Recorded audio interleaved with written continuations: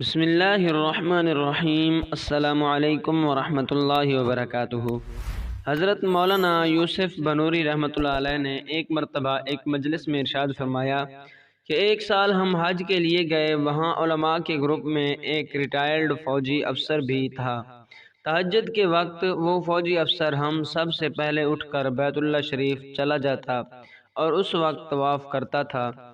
حضرت مولانا فرماتے ہیں، میں حیران ہوتا ہوں کہ وہ ایک عام آدمی ہے اور میں شیخ الحدیث دیوبند کا فاضل علامہ انور شاہ کشمیری رحمۃ اللہ علیہ جیسے محدث کا شاگرد استادی العلماء ہوں، مگر یہ عام سا مسلمان، وہ بھی فوجی افسر ریٹائرڈ، جو مجھ سے بڑا عابد و زاہد ہے۔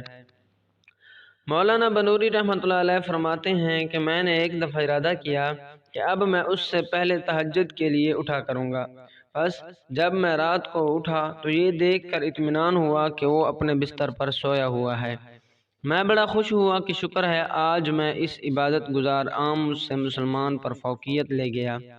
حمام سے وضو وغیرہ سے فارغ ہو کر جب میں کمرے میں آیا تو دیکھا کہ وہ ریٹائرڈ فوجی افسر میرے لیے چائے کا کپ لے کر کھڑا ہے۔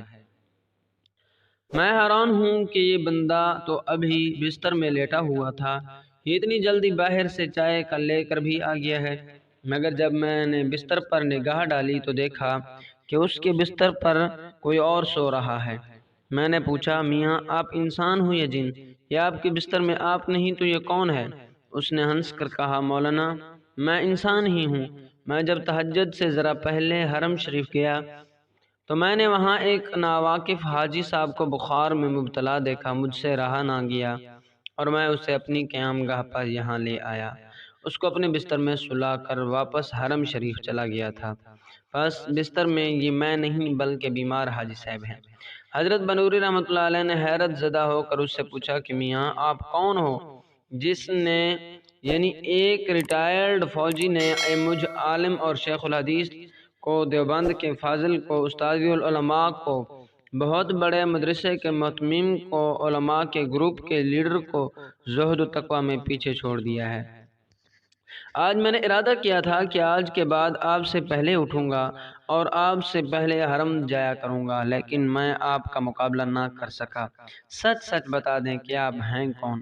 اس فوجی افسر نے جواب دیا کہ میں شیخ التفسیر مولانا احمد علی لاہوری رحمۃ اللہ علیہ کا مرید ہوں۔ مولانا بنوری رحمۃ اللہ علیہ فرماتے ہیں، میں نے اپنے آپ پر افسوس کیا کہ قطب الاقطاب مولانا احمد علی لاہوری رحمۃ اللہ علیہ سے نسبت کی وجہ سے عام سے ایک مسلمان کو اللہ کے ہاں کتنا خاص مقام حاصل ہے۔ اس واقعے سے ہمیں یہ پتہ چلتا ہے کہ اللہ والوں کی صحبت سے اتنا بلند مقام ملتا ہے کہ اگر مرید عام سا مسلمان بھی ہو تو وہ ایک عمل کے لحاظ سے بڑے اہل علم سے آگے نکل جاتا ہے۔ دعا ہے کہ اللہ تبارک و تعالی ہمیں بھی نیک لوگوں کی قدر کرنے اور ان کی صحبت سے فائدہ اٹھانے کی توفیق عطا فرمائے۔ آمین ثم آمین۔